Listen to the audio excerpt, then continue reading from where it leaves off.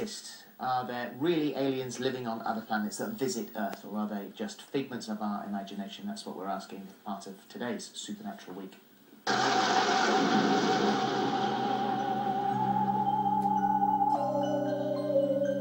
Well, to discuss this, we're joined by Bridget Barclay, who has allegedly been visited by aliens several times, DC Gary Hesseltine, who records UFO sightings, and skeptic Professor Chris French. And welcome to all of you. So, Bridget, let's start off with your story. Now, the first time that you say that you saw a UFO, you were a little girl, you were 7 years old, and you were living in Devon. Yes. What happened? What do you remember? I was out taking the dog for a walk, and what appeared as a Chinese girl, I thought at the time. And a couple of days later, I went back to where she showed me her house was, and it appeared like a gazebo with lights circulating around it, and it was hovering in a field at the time, so not a usual thing to sort of see. And so I always knew that that wasn't actually fits into the paranormal experiences that I usually had, which were ghosts. Which and I the won't talk latest to you about. one that you had was last Christmas. New Year, and this New Year I've just had a UFO experience, and last year I had 4. So why do you think they're attracted to you? Oh, age-old answer, I don't know. I couldn't tell you.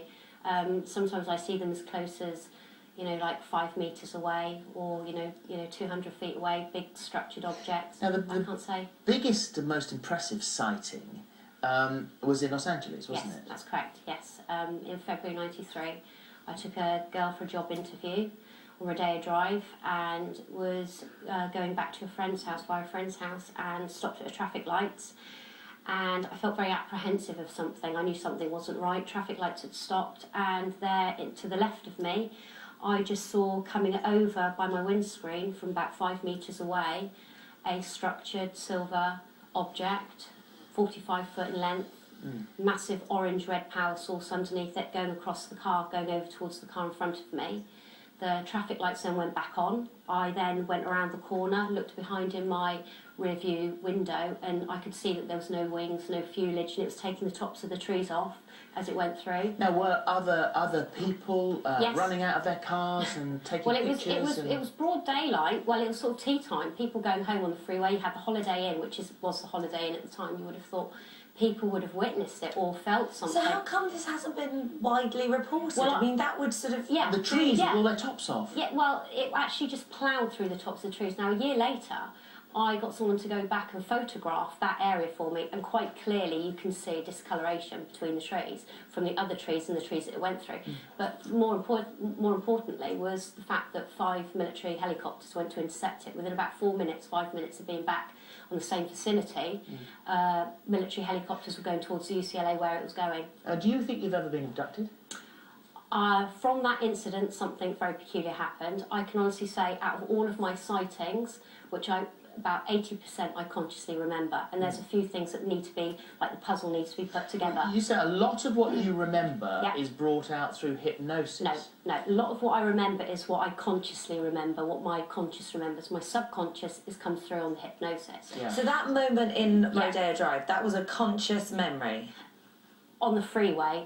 At the area, on the freeway, that was a conscious memory until the point of there was feelings behind it, why I felt apprehensive, and those are the things that I wanted to re-look at. Can I just back up what Bridget is saying here? I'm a police officer with 10 years research into this subject, and I work only in the best evidence cases. And when we talk about the abduction phenomenon, what you have to understand that this is not just people sleeping in their beds who might be asleep, sleep paralysis and things like that. You have people who are in their car, multiple people being abducted at the same time. In isolation, these cases seem ludicrous, but when they're happening all around the world, and a lot of people in third world countries relate exactly the same experiences, and yet they don't have the access to the media. So there's something quite clearly going on. So you are a serving detective constable. Yeah. And you have started off this PROFOS, haven't you? PROFOS, Police Reporting UFO Science.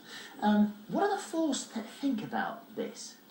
What do the force think about it? I'm not at liberty to say it, but suffice to say that in 10 years of research, I started off with 6 cases involving 10 officers, and now over 425 cases involving over 900 British police officers. So, Gary, you said that if you went into a court of law, you could provide enough evidence to categorically prove Yes. the existence of UFOs. And It would point very seriously towards ET So what is it? What's the bit of evidence that you've got? What I don't. How long have you got? Well, about 3 minutes. all right. Goes wrong. All right, then. Well, let me tell you where I come from on this subject. I'm a detective. I look at evidence. I'm trained to look at evidence. I know what evidence is. If I don't know what evidence is, I should be shot. Right. All right. So I know what evidence is and what would stand up in a court of law.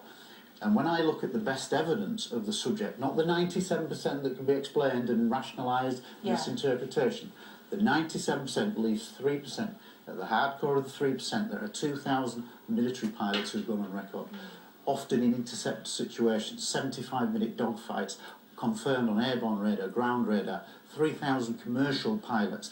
There are astronauts and cosmonauts who've seen these things and gone on the record. Really? There are hundreds of radar operators, observer corps, people who study the sky. There are hundreds of air traffic controllers who've seen these things. But unfortunately, the media does not report the best evidence. I'm not interested in the 97% that can be explained. But if you look at the hardcore, Come back and bring us it's the real. best evidence. We'll report it for you. I'll put you a challenge. I'll give you some evidence, and I want somebody like Chris here to explain it to me. Well, Chris, I'd love that. Well, let's do it. That's it. We're booked. We'll make that People happen. taking over my life. You're organising it last time. It was Sorry. all ghost hunts. Supernatural Sounds week good to me. extends. Sounds good to me. We're off next week, but we'll sort this out for when we come back. Why wouldn't it be true? Why would you say this can't happen? Why I don't couldn't say it it happen? I don't say it can't happen. I say I'm not convinced by the evidence that's available. I mean, there are a couple of big assumptions in Gary's approach there. One is that, you know, he accepts that 97% of cases have mundane explanations, things like air balloons, things like meteorites, whatever. He accepts that, but says it's the 3% that don't have those obvious explanations that he thinks point towards ET. Chris, Let me say, Gary, I'll let you speak. My argument would be, why do you assume that you would be able to explain 100%? As a police officer, you'll know that the police cannot solve every single case that they investigate. There are some where the evidence just isn't there anymore to explain what was going on. But I'm talking about the cases where they are there. Now, there's also another... And that's what we should be talking about here. Also, another implicit assumption in what Gary's saying, which is that I can quote for you some chapter and verse on reason, evidence. police officers, pilots, people like this are kind of much better eyewitnesses than other people. Now, research has been done comparing... Show me that research. I can show you that. I can read... Because I can quote the Patel report in 1955 in America. Hang on a minute, this is a perception that I've heard on TV all the time. All right, the Patel report in 1955, commissioned in 1955 by the US Air Force. It studied best calibre, highest calibre witnesses, and it concluded very strongly that the better the trained observer, the better the quality of the unknown sighting. There is recent research... We're up against the clock. Yeah, I know. So you've got, no.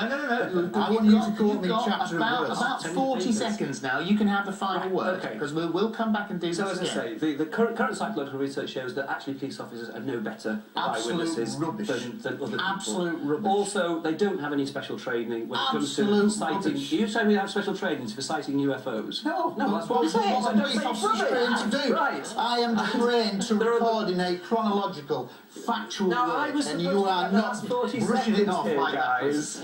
Chris, I'm you're too talking in polite assumptions. to Ridiculous. shut this man down. Absolutely ridiculous. So that gives me a little I am bit of trained to credibility. record with my eyes, my perceptions, and read it chronologically, write it up properly. And when police officers, 72% of my cases... We have to stop. We have to stop. The 72%. news is bearing down It on is, us. but we The are news going is to bearing bring down. your evidence and bring you back together and discuss this 72% of my again. cases are multiple officers. Thank you, Bridget. Thank you. 300 on And we'll be back after the news.